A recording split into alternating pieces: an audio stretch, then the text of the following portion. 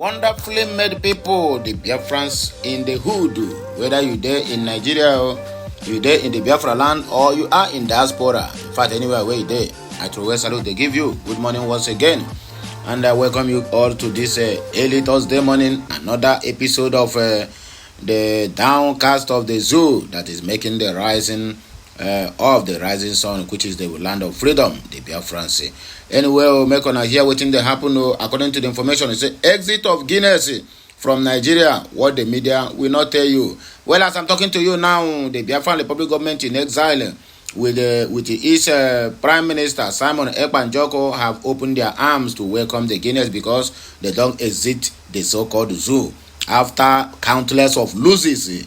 Just only 2024, these people have losing, even though they are about to lose their life. Just simply because they want to belong or they want to be doing business in that contraption called Cow Republic. Anyway, my people, now this one I can come from. This one now very good news. The exit of Guinness from the zoo and the welcoming to the land of the rising sun, which is the Biafra land, United States of Biafra. So make on hear the news in details. But anyway, wait there. Make sure you share this message, like it, comment on it, and make sure you keep subscribing to this channel because more of this video will be coming your way. Remember, I still remain Amanda Neze. As I'm talking to you now, another investor, Turkish investor, visited Governor Oti and positions Abia as a hub for organic fertilizer production and sales. All is happening in Biafra land. So this news is especially for thanks and also for rejoicing and victory being added also at the land of Biafra. If you have somebody like Oti, 2 or 3 join with the Simon Ekpa and then the kind of my dear, the Southeast will become the Taiwan or the China or Japan that we have been vying for. But anyway, time shall tell. We must surely overcome all these challenges and we must stand tall. Okay, let us read the news and do the needful as I'm doing my own. Okay, this message is by Chukwudi Iwuchukwu. The Nigerians woke up to news yesterday that their ego, the parent company of Guinness Nigeria, has sold 58% of its shareholding to a company known as Tolaram Group for the sum of 103 billion naira, which is $70 million. Dollars if you don't know dollars. Tolaram already owns several popular Nigerian consumer products including Indomie, Lush Hair Extensions, Minimi, Dano Milk, Lekki Pot, Hypo, Kellogg's, Colgate, Mimi, Noodles, and Power Oils, to name but a few.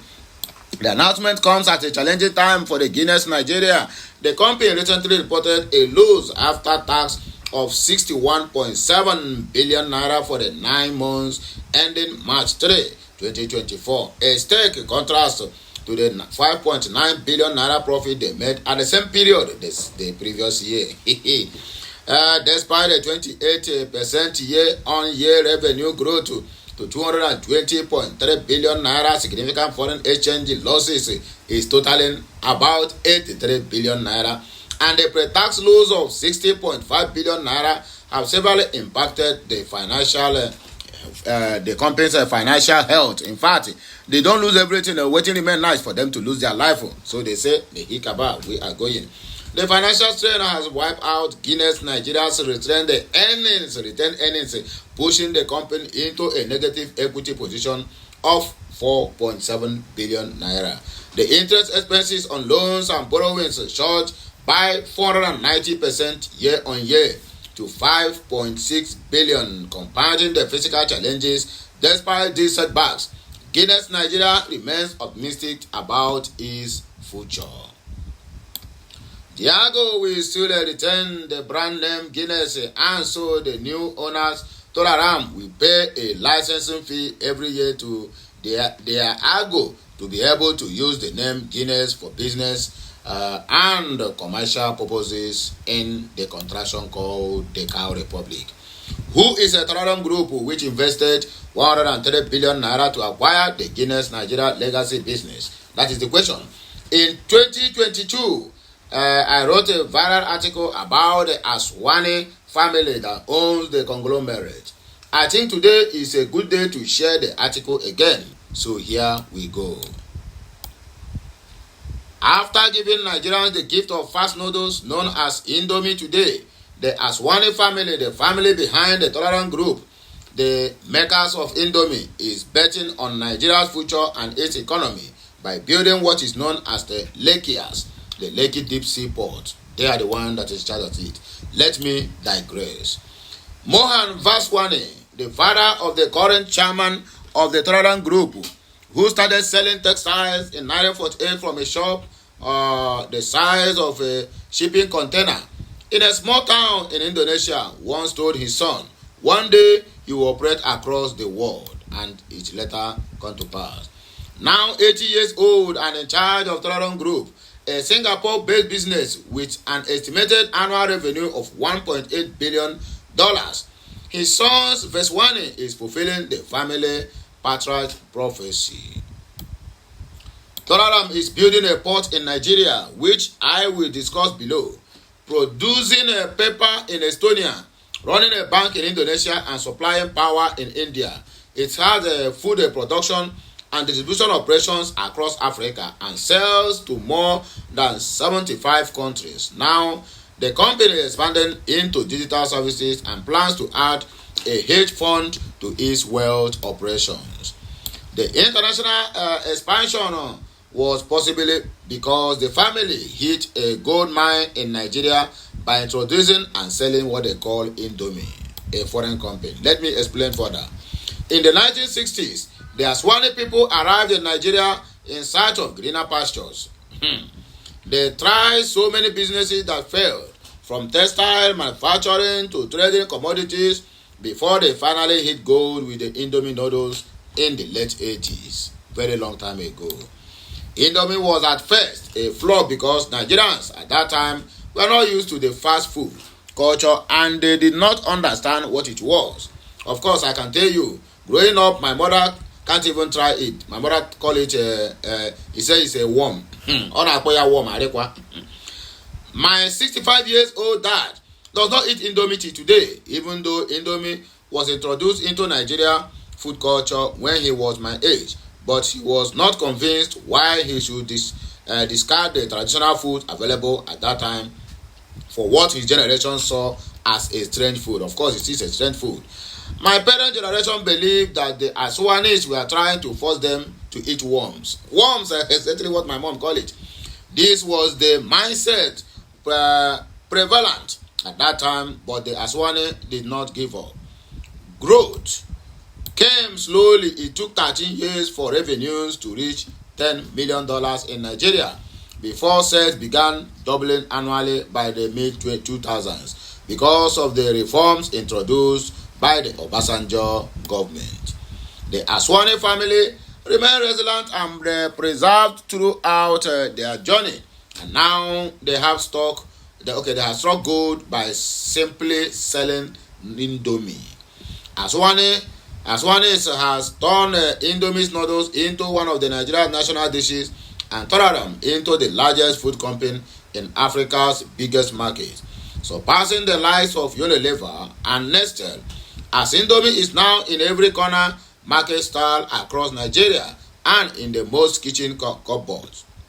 A cheap stomach filling staple that is so obliquous it features in live lyrics. We are moving forward.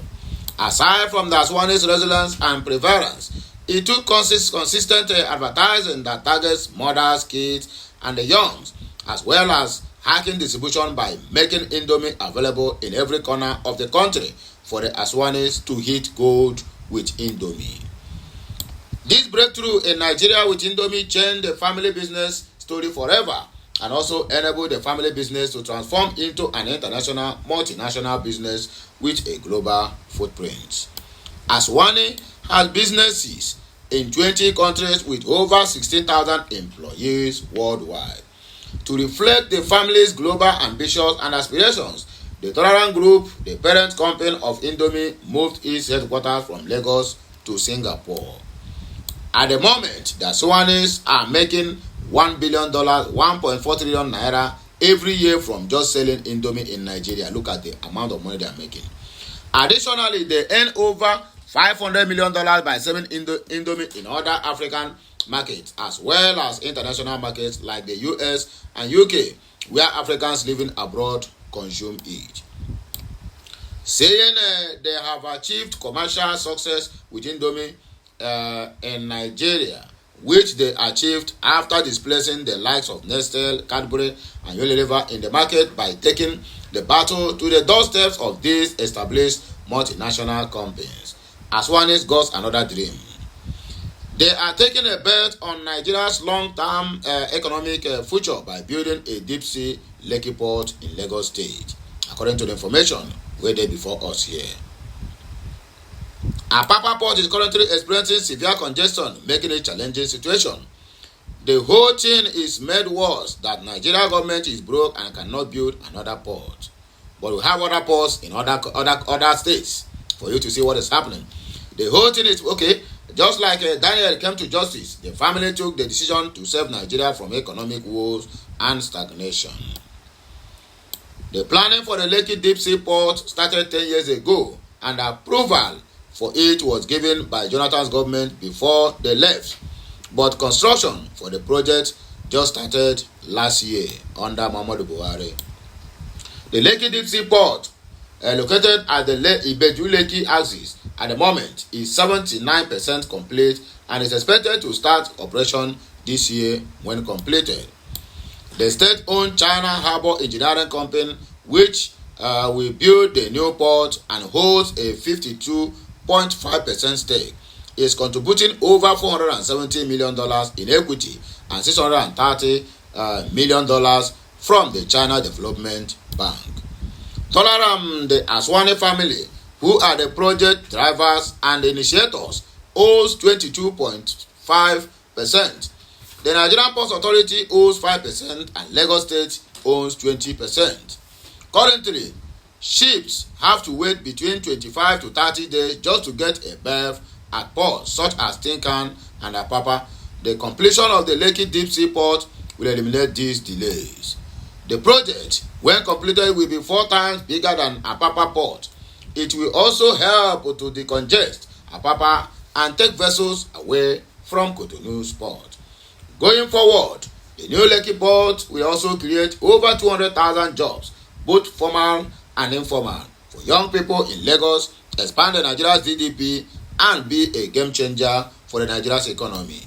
It's also important to know that the Lekki seaport is a private-public partnership between the private investors led by the Aswani family and the Nigerian government. So the Aswanis and their Chinese partners are expected to build, manage, and operate the Lekki seaport for 35 years before handing it over to the Zoological Republic of Nigerian government. The 35-year-old lease on the Lekki deep seaport is enable the Aswanis and their Chinese partners to recover and recoup the money spent on building the Lekki port and make profit too before handing it over to the Nigerian government, so they can do with the Nigerians whatever they choose. This makes me wonder why Nigerian businessmen sat back and watched a Pakistani, the Aswanis, and the Chinese company buy up a 35-year-old concession to build and manage what will be a very lucrative Lekki seaport, a very lucrative business, but for where more. But beyond this, the Aswanis are showing us how it is done, one Lekki seaport at a time. At a time when Nigerian pastors are borrowing 4.5 billion naira from consortiums of banks to build mega churches and cathedrals, where unemployed young Nigerians will go to pray for jobs. The Aswani are reminding us again that religion has made us poorer, and for us to grow as a people and country, we need large businesses that can create jobs for our unemployed young people.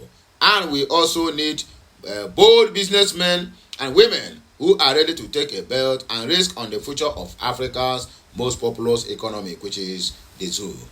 This is exactly what the Aswanis have been doing since they arrived in Nigeria from their native Pakistani and are still doing it till tomorrow. I think they deserve all the applause and our eternal gratitude. My people, I don't hear them.